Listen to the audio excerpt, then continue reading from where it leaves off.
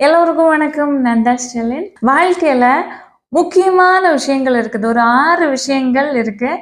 அதை நீங்க கரெக்டா ஃபாலோ செஞ்சிட்டீங்க அப்படின்னா நிறைய பிரச்சனைகளிலிருந்து உங்களை நீங்க பாதுகாத்து கொள்ள முடியும். ஃபர்ஸ்ட் பார்த்தீங்கன்னா, நீங்க இப்போ நிறைய ஃப்ரெண்ட்ஸுக்கு கூட இருக்கிறீங்க. இல்ல ஒரு ஃபேமிலி ஃபங்க்ஷன் நடக்குது. நிறைய ஃபேமிலி மெம்பர்ஸ் எல்லாம் உங்க கூட இருக்கிறாங்க அப்படின்னா, நீங்க அந்த கூட்டத்துல பேசுற வார்த்தைகள்ல ரொம்ப கவனமா இருக்கணும். ஓகேவா? ஒரு சிலர் என்ன பண்ணுவாங்க அப்படின்னா, ஒரு சில வார்த்தைகளை போட்டு நம்ம வாயிலிருந்து வார்த்தைகளை நிறைய வாங்கிடலாம் அப்படின்னு நம்மக்கிட்ட கொஞ்சம் தூண்டி விடுவாங்க. நம்மளும் அவங்க பேசுறாங்களே அப்படின்னு நினைச்சு நம்ம பேச ஆரம்பிச்சோம் அப்படின்னா ப்ராப்ளத்துல நம்ம சிக்கிடுவோம். ஒரு சிலரெல்லாம் அப்படிதான் போட்டு வாங்குறதுன்னு சொல்லுவாங்க. பேசுவாங்க, ஒரு சில விஷயத்த சொல்லுவாங்க. நம்மளும் என்ன நினைப்போம், ஓகே அவங்க லைஃப்ல இப்படி நடந்திருக்குது, அவங்களுக்கும் வாழ்க்கையில் இப்படி பிரச்சனைகள் இருக்குது, நம்மளோட பிரச்சனைகளை சொல்லலாம், நம்மளோட சீக்ரெட்ஸையும் சொல்லலாம் அப்படின்னு அப்படியே சொல்லிடுவாங்க. ஆனால் அவங்க கிட்ட எந்த ஒரு விஷயமும் சேஃப்டியாக இருக்காது. அது பல பேருக்கிட்ட போய் ஸ்ப்ரெட் ஆகி உங்களோட லைஃப்பை ஸ்பாயில் பண்ணுற விதமாக மாறிடும். எப்போதுமே உங்களோட லைஃப்பில் ஒரு இடத்துல நீங்கள் இருக்கிறீங்களா, ஃப்ரெண்ட்ஸ் கூடி இருக்கிறாங்களா, இல்லை ரிலேட்டிவ்ஸ் கூடி இருக்கிறாங்கன்னா நீங்கள் பேசுகிற வார்த்தைகளில் ரொம்ப கவனமாக இருங்க. ஏன்னா ஒரு சில நேரம் எமோஷ்னலாக நம்ம அதிகமாக பேசுவோம். அந்த வார்த்தைகள் நம்மளை பிரச்சனையில கண்டிப்பாக மாட்டி விட்டுடும்.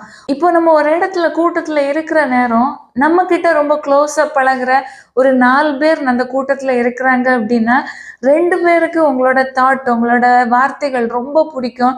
அன்பா அமைதியாக கேட்டு அதுக்கு ஆறுதல் சொல்லுவாங்க. ஆனால் 3வது ஒரு ஆள் இருக்கும், ஒரு 4வது ஒருத்தங்க இருப்பாங்க, அவங்களுக்கு உள்ளாடி வித்தியாசமாக திங்க் பண்ண வைக்கும். கண்டிப்பாக அந்த கூட்டத்தில் யாராவது ஒருத்தர் மூலமாக பிரச்சனைகள் வரும். உங்களுக்கு ரொம்ப நம்பிக்கையாக இருக்குது அப்படின்னா அவங்க கிட்ட தனிப்பட்ட ரீதியில் பேசுங்க.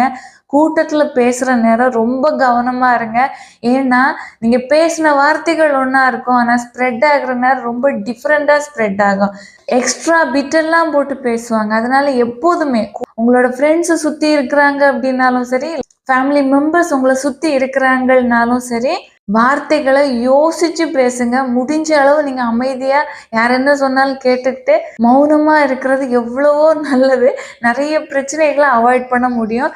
இல்ல மௌனமா இருக்க முடியாது அப்படின்னா பேசுற ஒவ்வொரு வார்த்தைகளும் கவனமா பேசுங்க. 2வது, நீங்க தனியா இருக்கிற நேரம். இப்ப வாழ்க்கையில ஒரு சிலரோட நிலைகள் எல்லாம் வேற. தனிமைப்படுத்தப்பட்டவங்க தனிமையா இருக்கிறாங்க அப்படின்னு உள்ளது வேற இருக்குது. அது மட்டும் இல்லை, இப்போ நீங்கள் ஃபேமிலியோடு இருக்கிறீங்க, ஆனால் உங்களோட ஃபேமிலியில் உள்ளவங்க எல்லாரும் வெளியே போயிருக்கிறாங்க, நீங்கள் தனியாக வீட்டில் இருக்கிறீங்க அப்படின்னாலும் சரி, இல்லை ஏதாவது ஒரு சுச்சுவேஷனில் நீங்கள் தனியாக புறக்கணிக்கப்பட்டவங்களா இருந்தாலும் சரி, இல்லை தனிமைப்படுத்தப்பட்டவங்களா இருந்தாலும் சரி, தனிமையில ஒரு இடத்துல உட்கார்ந்து இருக்கிறீங்க அப்படின்னா உங்களோட சிந்தனைகள்ல கவனமா இருக்கணும். ஓகேவா? ஏன்னா தனியா இருக்கிற ஒரு மனிதனோட சிந்தனைகள் எப்படி வேணாலும் போகலாம். வேதனை வருத்தத்துல இருக்கிறவங்களுக்கு சிந்தனைகள் தவறான முடிவுகளை எடுக்கிறது விதமா போகலாம், நம்பிக்கையை இழக்க வைக்கிறது மாதிரி இருக்கலாம். பல தவறான முடிவுகளை எடுக்கிறதுக்கு காரணமா இந்த தனிமையான சிந்தனைகள் காரணமா இருக்கும். ஆனால் எல்லா தனிமையான சிந்தனைகளும் தவறான முடிவுகளை கொடுக்காது. தனிமையான சிந்தனைகள் பல நேரங்களில் நல்ல ஒரு வழியை காட்டுற விதமாகவும் இருக்கும், வாழ்க்கையில் வெற்றி கொடுக்கறதாகவும் இருக்கும். அதே இது பாதிக்கப்பட்டு மனவேதனையோடு இருக்கிற ஒருத்தங்க தனிமையான நிலையில இருந்து சிந்திக்கிறாங்க அப்படின்னா உங்களோட சிந்தனையில் கண்டிப்பாக கவனம் வேணும். இல்லை அப்படின்னா உங்களோட வாழ்க்கையை ஃபுல்லாக முடிச்சுக்கலாம் அப்படின்னு உள்ள சிந்தனை உள்ள ஒரு தாட்டை உங்களோட மைண்டில் கொண்டு வந்துடும்.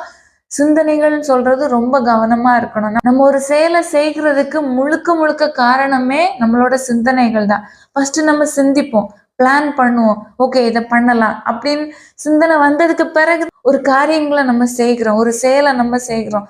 அதனால சிந்தனையில முக்கியமா தனிமையில இருக்கிற நேரம் உங்களோட சிந்தனைகளை ரொம்ப கவனமா இருங்க. 3வது, இப்போ நீங்கள் ஃப்ரெண்ட்ஸ் ஃபேமிலி கூட இருந்தாலும் சரி, இல்லை ஏதாவது ஒரு கூட்டமான இடத்துலலாம் நிற்கிறீங்க, அங்கே ஜாலியாக எல்லாரும் என்ஜாய் பண்ணுறாங்க அப்படின்னாலும் அந்த இடத்துல உங்களோட பிஹேவியர் கரெக்டாக இருக்கும்படி பார்த்துக்கோங்க. ஓகேவா? ஏன்னா இன்னைக்குள்ள சூழ்நிலையில் எல்லாருக்கும் கையிலேயே மொபைல் வச்சு வீடியோ எடுத்துக்கிட்டே இருப்பாங்க. எங்க எந்த இடத்துல மாட்டி விடுவாங்க அப்படின்னே நம்மளால சொல்ல முடியாது. நீங்க அந்த இடத்துல இருக்கிற இடத்துல ரொம்ப சந்தோஷம் அடைஞ்சிட்டீங்க, எல்லாம் ரொம்ப துக்கம் ஆகிட்டீங்க, எல்லாம் ரொம்ப கோபம் ஆகிட்டீங்க அப்படின்னா உங்களோட எமோஷனலை நீங்க கண்ட்ரோல் பண்ணல அப்படின்னா, உங்களோட பிஹேவியரை நீங்க கண்ட்ரோல் பண்ணல அப்படின்னா என்ன வேணாலும் நீங்க செஞ்சிடுவீங்க. அப்படி நீங்க ஏதாவது தவறுகள் செஞ்சிட்டீங்க அப்படின்னா ஒருத்தங்க மொபைல்ல ரெக்கார்ட் பண்ணிட்டாங்க, ஏதோ ஒரு விதத்துல உங்களோட வாழ்க்கையை ஃபியூச்சரே அழிக்கிற விதமா அந்த ஒரு வீடியோ கிளிப் வந்து மாறிடும். இல்ல ஒரு பார்க்கிற ஒரு ஆளா கூட ஒருத்தர் வந்து நிற்கலாம், அவர் உங்களுக்கு வேண்டப்பட்டவரா இருக்கலாம். ஏதாவது ஒரு விதத்துல உங்களோட நல்ல பெயரை இழக்கிற விதமா உங்களோட பிஹேவியர் இருந்துச்சு அப்படின்னா நல்லது கிடையாது. எந்த ஒரு இடத்துலயும் சரி உங்களோட பிஹேவியரை உங்களோட கண்ட்ரோல்ல வச்சுக்கோங்க. உங்களோட கண்ட்ரோலை விட்டு போயிடவே கூடாது. உங்களோட ரொம்ப அதிகமான சந்தோஷமான நிலை வந்தாலும் சரி, துக்கமான நிலை வந்தாலும் சரி, இல்லை கோபமா இருந்தீங்க அப்படின்னாலும் சரி, உங்களோட பிஹேவியர் உங்களோட கண்ட்ரோல்ல வச்சுக்கோங்க. அதுதான் உங்களுக்கு நல்லது. 4வது கோப குணம். எல்லாருக்குமே வரும். எல்லாருமே கோபப்படுகிற ஒரு ஸ்டேஜ்ல ஒரு நேரமாவது இருந்திருப்பீங்க. கொஞ்சம் அதிகமா கோபப்பட்டுட்டு அடுத்த நேரம் வருத்தப்படுகிறவங்களாம் இருக்கிறாங்க. ஆனா கோபத்துல ஒரு சிலரெல்லாம் எக்ஸ்ட்ரீமா போயிடுவாங்க. என்ன வேணாலும் செய்ய துணிஞ்சிடுவாங்க. கையில என்ன கிடைக்குதோ அதை எடுத்து தூக்கி போட்டு உடைப்பாங்க. இது மாதிரி கையில கிடைக்கிற பொருள் எல்லாம் உடைக்கிறவங்க எந்த மாதிரி உள்ள செயலையும் செய்கிறதுக்கு தயாராகிடுவாங்க. இது ஃபர்ஸ்ட் ஸ்டேஜ். அப்படி போயிடும். ஓகேவா? கிட்ட இருக்கிறது கணவரா இருக்கலாம், மனைவியா இருக்கலாம், குழந்தைங்களா இருக்கலாம். கோபம் தனக்கு வந்துருச்சு அப்படின்னா காரணமே எல்லாம் அடிச்சிருவாங்க, என்ன வேணாலும் செஞ்சிருவாங்க. அது மாதிரி இருக்கவே கூடாது. கோபம் எல்லாருக்குள்ளாடியும் இருக்கும். ஆனா கோபத்தை நம்ம அடக்கி ஆளணும், இல்ல கோபம் நம்மளை ஆளும். கோபம் நம்மளை ஆண்டுச்சு அப்படின்னா எந்த கண்ட்ரோலும் இருக்காது. தான் செய்கிற எல்லா தவறுகளுக்கும் தான் பண்றது நியாயம்தான், கரெக்டு தான், நான் என்ன செஞ்சாலும் அது சரிதான், இவங்க இப்படி பண்ணிட்டாங்க நான் இப்படி பண்றேன் அப்படின்னு தப்பான விஷயங்களை கூட தனக்கு தானே ரூல் வச்சு சரின்னு நினைச்சு செஞ்சிட்டு இருப்பாங்க. இது ரொம்ப தவறான ஒரு விஷயம். அதனால எப்போ உங்களுக்கு கோபம் வந்தாலும் சரி உங்க மைண்டை காம் ஆக்கிக்கங்க. உங்களோட கோபத்தை நீங்க கண்ட்ரோல் பண்ண கத்துக்குங்க. முடிஞ்ச அளவுக்கு கோபங்களை தவிர்க்கிறது நல்லது. அப்படியே உங்களுக்கு கோபத்தை கண்ட்ரோல் பண்ண முடியல அப்படின்னா அந்த இடத்த விட்டு நீங்க போயிடுங்க. ஓகேவா? கொஞ்ச நேரம் நீங்க ரிலாக்ஸா இருந்து யோசிச்சீங்க அப்படின்னா உங்களோட மைண்டை வந்து காமாகும், சூழ்நிலைகளும் கொஞ்சம் இதமா மாறிடும். ஓகேவா? ஆனா சடனா ரியாக்ட் பண்ணுனீங்க, உடனே கோபப்பட்டு உடனே அதுக்கு வந்து ரியாக்ட் பண்ணுனீங்க அப்படின்னா அது வந்து டேஞ்சரான ஒரு இடத்துல உங்களை கொண்டு விட்டுடும். முடிஞ்ச அளவு கோபங்களை அவாய்ட் பண்றது நல்லது. எக்ஸ்ட்ரீமா உள்ள கோபம் எல்லாம் கண்டிப்பா ஒரு நாள் உங்களோட வாழ்க்கையில மிகப்பெரிய பிரச்சனையில கொண்டு விடுகிற ஒரு சூழ்நிலைய உருவாக்கிடும். அதனால கோபத்தை கண்ட்ரோல் பண்ணி நீங்க வச்சுக்கோங்க. இல்லை கோபம் உங்களை கண்ட்ரோல் பண்ணுச்சு அப்படின்னா நீங்க வீழ்ந்துருவீங்கன்னு தான் அர்த்தம். 5வது, இப்போ உங்களுக்கு ஏதோ ஒரு தேவை இருக்குது, ஒரு பொருள் வேணும், இல்லை ஏதோ ஒரு உதவி உங்களுக்கு ஒருத்தர் மூலமா வரணும் அப்படின்னா, ஒருத்தர் மூலமா கிடைக்கணும் அப்படின்னு நீங்க நினைச்சு ஒருத்தர்கிட்ட உதவி கேட்குற நேரம் உங்ககிட்ட வேற வழியே இல்லை, கண்டிப்பா அவர் செஞ்ச உதவி மூலம்தான் உங்களுக்கு அந்த இழப்பை பூர்த்தி செய்ய முடியும் அப்படின்னு உள்ள சூழ்நிலை வருகிற நேரம் எதிர்த்தரப்புல இருக்கிறவங்க உங்களை யூஸ் பண்றது மாதிரி பார்த்துக்கவே செய்யாதீங்க. எவ்வளவுதான் பெரிய பிரச்சனைகள் அவங்களோட லைஃப்ல இருந்தாலும் சரி, இன்னும் ஒருத்தங்க உங்களோட எமோஷன்ஸ்ல விளையாட விட்டுடவே செய்யாதீங்க. நிறைய பேர் அப்படிதான். ஒரு சிலர் மனசாட்சிக்கு இடம் கொடுத்து உதவி செய்வாங்க. இன்னும் ஒரு சிலர் எப்படின்னா இந்த சந்தர்ப்பத்தை நம்ம பயன்படுத்தி கொள்ளலாம் அப்படின்னு நினைச்சு உதவுகிறவங்க இருக்கிறாங்க. அப்படிப்பட்டவங்க கிட்ட இருந்து உதவியே வாங்காதீங்க. அப்படி ஒரு உதவி உங்களுக்கு கிடைக்குது அப்படின்னா அது தேவையே இல்லை.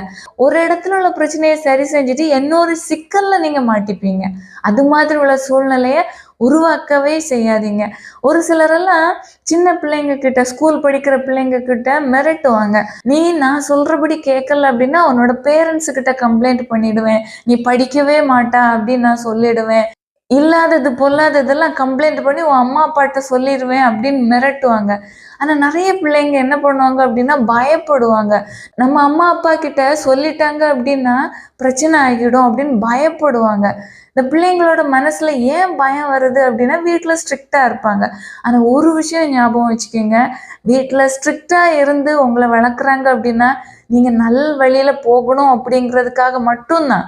கெட்டு சீரழியணும் அப்படின்னு நினைக்கிற பேரண்ட்ஸு பிள்ளைங்க கிட்ட ஸ்ட்ரிக்டா ஒரு விஷயத்த ஒரு நல்லது கெட்டது எடுத்து சொல்ல மாட்டாங்க.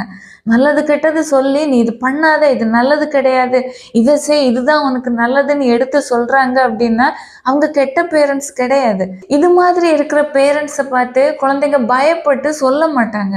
யாராவது வந்து மிரட்டுறாங்க அப்படின்னு சொல்லி அவங்க பேச்சை கேட்டு மிகப்பெரிய பிரச்சனையில மாட்டிப்பாங்க. ஒரு விஷயம் ஞாபகத்துல வச்சுக்கணும், ஒருத்தங்க மிரட்டுறாங்க பார்த்தீங்களா, அவங்க இப்படி மிரட்டுறாங்க அப்படின்னு உங்களோட பேரண்ட்ஸ் கிட்ட நீங்க சொன்னீங்க அப்படின்னா உங்களுக்காக வந்து நிக்கிற முதல் ஆள் உங்களோட பேரண்ட்ஸா தான் இருப்பாங்க. உங்களுக்கு தோணலாம் ரொம்ப ஸ்ட்ரிக்டா இருக்கிறாங்களே, நம்மளை கஷ்டப்படுத்துறாங்களே அப்படின்னு. ஆனா உங்களுக்கு ஒரு பிரச்சனைன்னா அவங்க ஓடி வந்து நிற்பாங்க. எப்போதுமே உங்களோட எமோஷன்ஸ்ல விளையாடி உங்களை பிரச்சனைக்கு உள்ளாடி தள்ளி விடுகிறது மாதிரி உள்ள எந்த ஒரு விஷயத்தையும் செய்யாதீங்க. ஸ்கூல் பிள்ளைங்கன்னு மட்டும் இல்லை, வாழ்க்கையில எல்லா ஸ்டேஜில் உள்ளவங்களும் அப்படி இருக்கிறாங்க. ஒரு சில விஷயத்த சொல்லி மிரட்டி ஒவ்வொரு காரியங்களும் செய்ய வைக்கிறது, இது மாதிரி உள்ள பிரச்சனைகள்ல மாட்டிக்கவே செய்யாதீங்க. என்ன நடந்தாலும் சரி, நம்மளால இந்த பிரச்சனையில இருந்து மீண்டு வர முடியும் அப்படின்னு நம்பிக்கையோட நீங்க எந்த காரியத்திற்காக இருக்கிறீங்களோ அதுக்காக போராடுங்க. இந்த விஷயத்த சரி செஞ்சுட்டு இன்னொரு மிகப்பெரிய சிக்கல்ல மாட்டிக்காதீங்க, கவனமா இருங்க. 6வது, தலைக்கணம், ஈகோ. ஓகேவா? அது வந்து நிறைய பேர்கிட்ட இருக்கும். ஆனா எங்கதான் உங்களோட ஈகோ எல்லா இடத்துலயும் இருந்தாலும் காடு கிட்ட நம்ம ப்ரேயர் பண்ற நேரம் நம்மளோட ஈகோ எதுவுமே இருக்கக்கூடாது. முக்கியமா நம்ம பழகுறவங்க கிட்டேயே ஈகோ இல்லாம இருக்கிறது தான் நல்லது. ஓகேவா? எல்லாத்துக்கும் மேல காடு கிட்ட நம்ம போகிற நேரம் ஈகோன்னு உள்ளது இருக்கவே கூடாது. நம்மக்கிட்ட ஈகோ இருந்துச்சு அப்படின்னா, தலைக்கணம் இருந்துச்சு அப்படின்னா காடு நமக்குன்னு ஒரு சில பிளஸ்ஸிங் வந்து வச்சிருப்பாங்க, ஆசீர்வாதங்கள் நமக்கு கிடைக்கும். அது ஒண்ணுமே கிடைக்காம அப்படியே காணாம போயிடும். அதனால எப்போதுமே ஈகோன்னு உள்ள விஷயத்த களைஞ்சிடுங்க. ஈகோ இருக்கிறதுனால ஃபேமிலி லைஃப்ல உள்ள பிரச்சனைகள் ஒரு நாளுமே சால்வ் ஆகாது. ஓகேவா? தீரவே செய்யாது. ஈகோ இருக்கிறதுனால ஏழை பணக்காரன் அப்படின்னு உள்ள வேறுபாடு பார்க்கிற ஒரு மனிதரா இருப்போம். ஈகோ இருக்கிறதுனால விட்டு கொடுக்குற குணம் இருக்கவே செய்யாது. ஈகோ இருந்துச்சு அப்படின்னா கணவன் மனைவிக்குள்ளாடி கூட சண்டைகள் வருகிற நேரம் ஈகோ அப்படின்னு ஒன்று இடையில நின்றுச்சு அப்படின்னா 2 பேரும் பேசவே மாட்டாங்க. வருஷக்கணக்காக பேசாமல் இருந்து பிரிகிறவங்களும் இருக்கிறாங்க. எல்லாத்துக்கும் காரணம் இந்த ஈகோ தான். அந்த ஈகோவை தூக்கி எறிஞ்சிடுங்க. ஈகோ இருந்துச்சு அப்படின்னா வாழ்க்கையில் நிறைய விஷயங்கள் உங்களுக்கு கிடைக்காம இழக்க வேண்டியது இருக்கும். ஃபேமிலி மெம்பர்ஸை இழக்க வேண்டியது இருக்கலாம், ஃபேமிலி லைஃப்பை வந்து இழக்க வேண்டியது இருக்கலாம், கணவரை இழக்க வேண்டியது இருக்கலாம், மனைவியை இழக்க வேண்டியது இருக்கலாம். பல விஷயங்கள் இருக்குது. எல்லாத்துக்கும் மேலே காடோட பிளெஸ்ஸிங்கே நம்ம இழக்க வேண்டிய சூழ்நிலைக்கு கொண்டு போய் விட்டுடும் இந்த ஈகோன்னு சொல்றது. அதனால இந்த ஈகோவை அப்படியே துரத்தி விட்டுருங்க. இல்லைன்னா வாழ்க்கையில் இழப்பு மட்டும்தான் லைஃப்ல இருக்கும். இந்த 6 விஷயங்களையும் லைஃப்ல பார்த்துக்கங்க. கொஞ்சம் கவனமா இருந்தீங்க அப்படின்னா பல பிரச்சனைகள்ல இருந்து உங்களை நீங்க காப்பாத்தி கொள்ள முடியும். அதனால கவனமா இருங்க.